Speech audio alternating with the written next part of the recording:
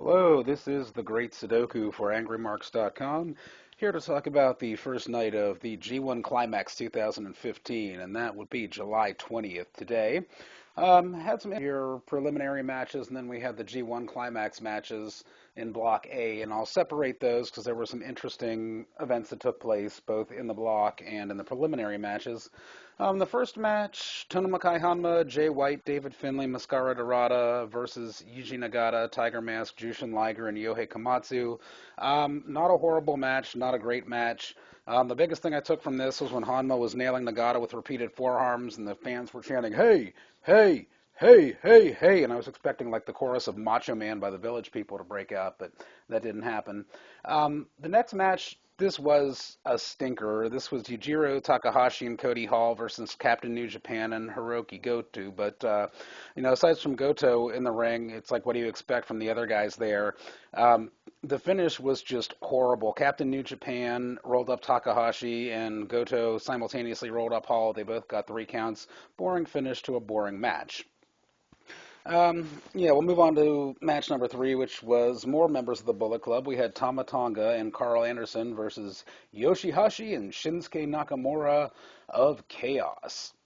And the one thing I noticed about this match right off the bat was Anderson came to the ring with a new machine gun shirt. It kind of looked like one of those bandolero things, the crossed ammunition belts that you see in the spaghetti westerns, and the Mexicans like to wear them. But yeah, back in the wild, wild west days. But so Anderson's, showing this shirt off, tugging his shirt, going, "I got new shit." So it was kind of cool to see the Anderson shirt. I don't think I'll be getting it. I'm not really a Carl Anderson guy, but it's cool that he's got a new shirt there. The finish to this match was just awesome. Shinsuke Nakamura hit Tama Tonga with a Cobra Clutch backdrop. He locked in a Cobra Clutch, flipped him over with a backdrop, and then he just destroyed Tonga with a Bombe and picked up the pinfall victory there for Chaos. So that was good. And then we kind of come to match number 4, which was the match that wasn't a G1 Climax match. I mean, this was a very important match. We had Satoshi Kojima, Ryosuke Taguchi, and Michael Elgin versus Tomohiro Ishii, Kazuchika Okada, and Gato, the remaining members of Chaos there against Kojima, Taguchi, and Elgin.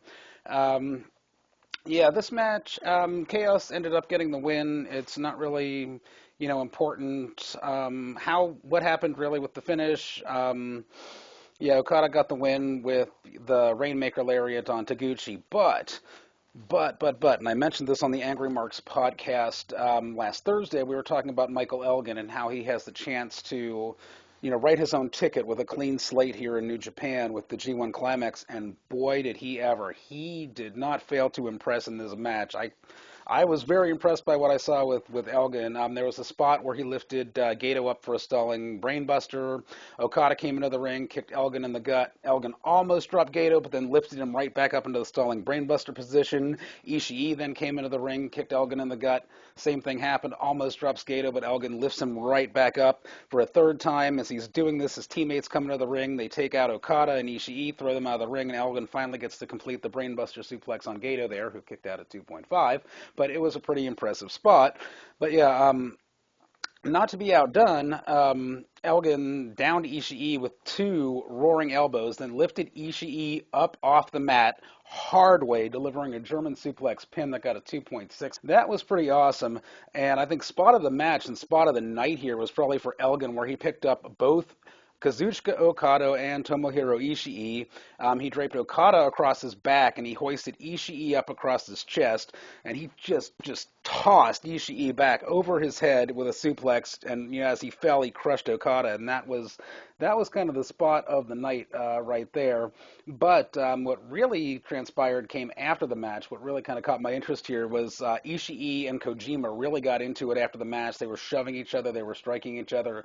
Jay White was the first ring attendant into the ring to try to separate them, but he wasn't much help. Eventually, Kojima kind of cooled down. He was heading to the back, but as he's leaving, Ishii leans over the ropes and spits at him. Kojima comes back into the ring. Jay White and Yohei Komatsu are trying to restrain him from getting back at Ishii. Ishii, who gets a few more good forearm shots in on Kojima as those two are restraining him. And yeah, it was just interesting to see this transpire. I mean, if this is an angle, it is absolutely brilliant because it looked very, very shoot. It looked like they had a legitimate beef. On the other hand, if this was a shoot, it was just downright unprofessional of them to both let their emotions get the better of them. But either way, I would like to see New Japan Pro Wrestling make an angle out of this feud here that transpired. You know, start a feud, make an angle with Kojima and Ishii going forward.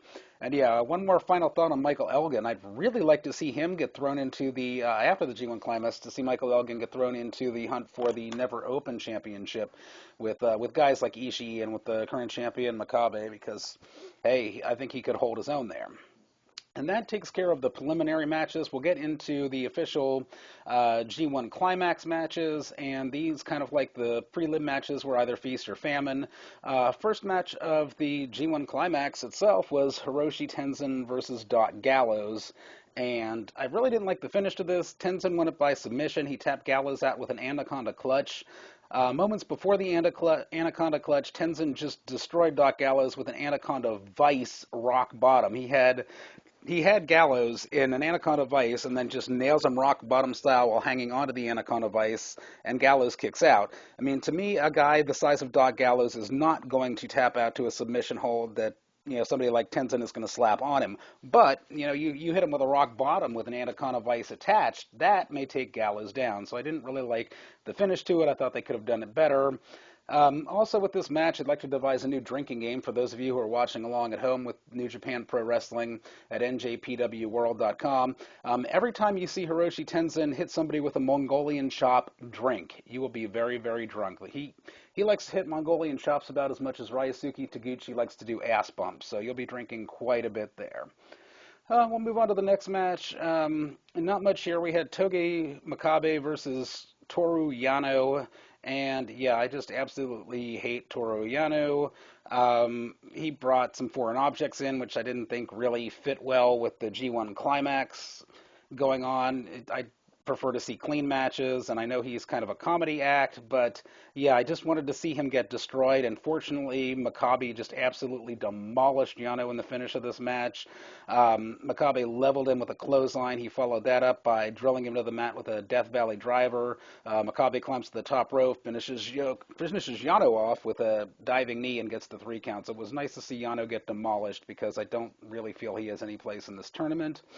And that being said, we'll move on to the next match. We had Tatsuya Naito versus Bad Luck Filet. And this was a pretty sloppy match. I mean, there were some interesting points, like when Naito first came out, he was dressed in a suit, and he was wearing one of those Halloween metallic skull masks with a hood, and it took him like forever. It took him like over a minute to get this suit off over his ring attire, but I guess he's trying to play up the new heel gimmick of Tatsuya Naito and really trying to sell that he's a heel. He had a figure 4 leg lock at one point locked in on Bad Luck Filet. Filet gets to the ropes, Red Shoes tries to untangle them, and Naito just lays there. He's not really, you know, fighting Red Shoes off, saying you can't break this hold, but he's not really helping him there either. He's just kind of lying there like, hey, but if you can't, you know, so much for you. Yeah, this was very, very sloppy. Naito ends up getting the win here. He was working over Bad Luck Filet's leg. He took him down with a tackle to the leg. Naito goes to the ropes. He hits a senton into a roll-up that gets a 3. It was every bit as stupid as the match itself. And yeah, again, it's like that's one thing where, like, if Tatsuya Naito hit Gloria on Bad Luck Filet and then pinned him, I could see that.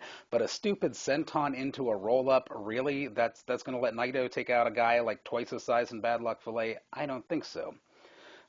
Next match in the G1 Climax Block A matches, we had AJ Styles versus Katsuyori Shibata. Styles wins this one with a Brainbuster-style DDT followed by the Styles Clash. There weren't many highlights to this match aside from Styles locking in this inverted STF. I mean, it was essentially an Indian deathlock with a bridge that Styles applied with a crossface at the same time on Shibata, which I thought was kind of innovative and neat looking. But yeah, aside from that, you know, it was, you know, the Styles Clash and your 3-count victory, about what I expected there. Your main event of the night was Hiroshi Tanahashi versus Kota Ibushi, and this match did not fail to impress. This was the main event for a reason, and these two men brought it.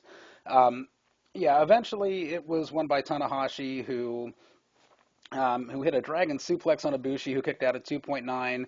Tanahashi then goes back up to the top rope, hits a high fly flow, and gets the 3 count victory. But there were some awesome spots in this match.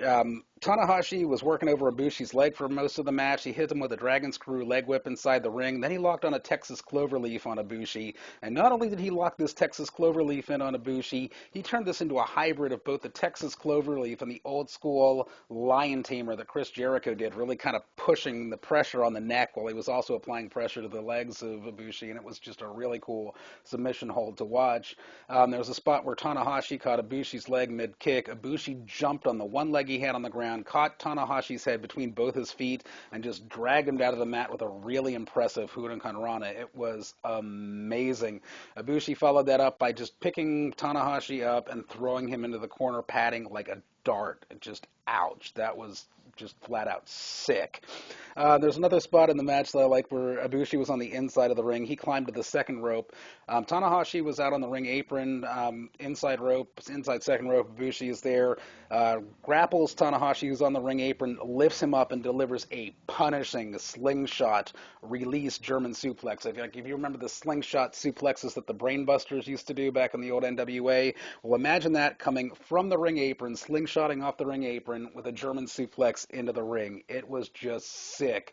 Ibushi covers after that, and Tanahashi kicks it out at 2.8. But that may be first or second spot of the night there, and that wraps up the G1 Climax here for the first night for the 20th of July of 2015. Again, this is the Great Sudoku for AngryMarks.com, bringing you my recap of the G1 Climax.